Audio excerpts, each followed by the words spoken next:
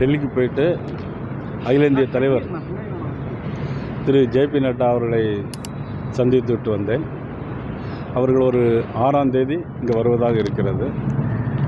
நமது மாண்புமிகு ஏசிஎஸ் அவருடைய எம்ஜிஆர் மெடிக்கல் கல்லூரியில் உள்ள நடைபெறுகிற விழாவில் கலந்துவிட்டு அங்கிருந்து மாலையில் புதுச்சேரி போக இருக்கிறார்கள். அது பற்றி பேசிவிட்டு வந்திருக்கிறோம். அது அவருடைய தனிப்பட்ட முறையில் நண்பர் என்கின்ற முறையில் சந்தித்தாக அவரே சொல்லியிருக்கிறார்.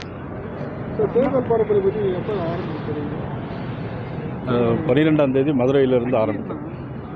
வருகிற 12ஆம் தேதி மதுரையிலிருந்து பாரதிய ஜனதா கட்சி சார்பாக நாங்கள் அந்த பரப்புரையை ஆரம்பிக்க இருக்கிறோம்.